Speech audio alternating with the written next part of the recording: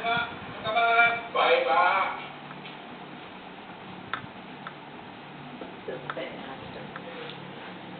Today, Harry is here to meet one of his clients. Muhammad Yaqub is building a birdhouse with his help and is in the final stages of completion. With a background in agriculture, Muhammad was looking for something to invest in after retirement and soon heard about Swiftlet farming. He decided to build a birdhouse in an orchard he owned. Let's try it out after all, and the most I may not lose it, at least I got an empty house. Afterwards, I may convert it into a rural karaoke center. This is how it started. So I started building it out, and my contractor said, okay, we do our own measurement. We start building it. We don't have any layout plan, anything. As we build, we decide. Harry has provided Muhammad with some Swiftlet eggs, and these birds will be the first to occupy his birdhouse. This is the hatchery. In first stage, basically you hatch the egg inside an incubator. After it's hatched, we transfer it into this hatchery and we will feed it. And this hatchery is basically environmentally controlled in terms of temperature control, humidity, as well as lighting. Okay? We'll feed the bird for a couple of days, but normally about 2 weeks here. Once it's fully feathered, then we move it into our lodge chicken, which is in the birdhouse.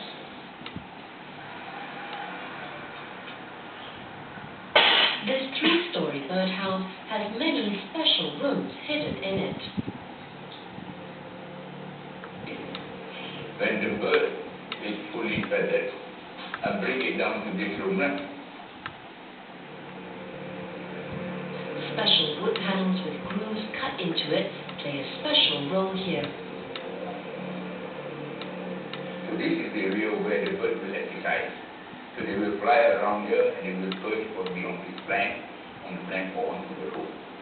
We will make sure they are got free to fly around in here. So this here is like, once it reaches 45 days, then you will fly out into that exit.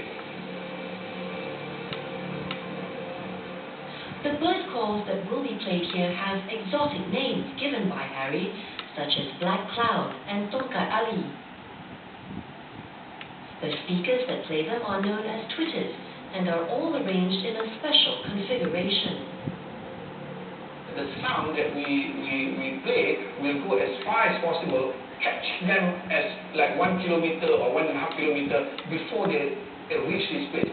The moment they enter this birdhouse, normally they will be flying in the air. They will enter, because they follow the sound, they will enter the monkey house and they will start to follow the sound towards the end of the room where the sound is coming from. So we arrange the tweeter as such that the moment the bird passes the first tweeter, it will go to the second tweeter, that kind of follow-up tweeter, until they reach to the VIP room where they have nowhere else to go. So that is how we pull them to the specific room that we want them to stay. The twitters will eventually lead the birds to a VIP room specially designed by Harry. Here there are more twitters in the ceiling with special wood paneling for the swiftlets to build their nests. The ground also has sand, which will later be mixed with swiftlet droppings to make it even more attractive for the birds. A system of water pipes will keep it down. Now, for the bird, basically, it would be better if they can nest at a 90-degree corner. But for us, we need a bigger nest, because bigger nest fetches better price. So because of that, we put what we call corner boards, so that allows the bird to create bigger nest. From the entrance of the birdhouse to the flight path the swiftlets take to fly to the VIP room, they have all been designed to take into account the unique nature of the bird. Swiftlet cannot hover. What they do, they fly in a straight path on one plane. Most of the time, the flight is towards the left-hand side of the flight. In other words, when they fly, they don't turn right, they turn left. So you have to take advantage of this peculiar characteristic of the flight of the bird. Muhammad has another secret weapon to make sure the birds will stick around.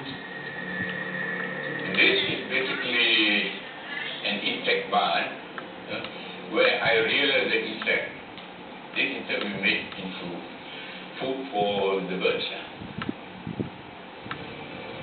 The insects of choice are fruit flies, and they are bred using a special feed concocted by him.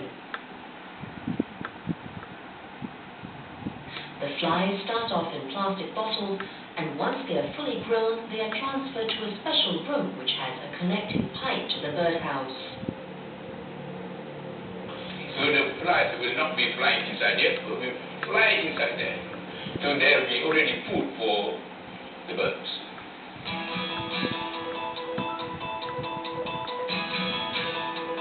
If the free meal inside the birdhouse isn't enough, the birds also have a vast picking of insects from the nearby Hulu Langat Dam. Muhammad's birdhouse is just one of the many birdhouses popping up in rural areas in Malaysia. The Malaysian government has already identified this as a high-growth industry and hopes these swift-flying birds will help elevate the income levels of the rural folks. State governments have also gotten into the act by endorsing developers who build custom-made birdhouses such as these. Here, these birdhouses have gotten the approval of the local municipal council. Whether they are successful in attracting swiftlets is hard to tell, as we were not allowed inside. The national government also recently released a national guideline for the industry. However, there are grumblings among current birdhouse owners about its implementation. If the guideline is going to be 100% implemented, there will be a lot of, I should say, complaints, because a lot of people invest into it. You see, the industry now have nearly about, maybe about 80,000 birdhouses in Malaysia. Even though we started late as compared to Indonesia, we already have about 80,000 birdhouses. If 80% are not doing well, you can imagine how much is it. One birdhouse on the average is about 200 to 250,000 ringgit in total. Okay, so you multiply that by that figure, it's going to be billions of dollars that's going to be, that have been poured into the industry but not doing well. What we need here is that a more dedicated, people who will help the industry. It's too early to tell if Muhammad's birdhouse will be successful, but both he and Harry believe that their pioneering spirit will pay off. More information is certainly needed in this industry, and Harry's knowledge will certainly be sought after by new investors.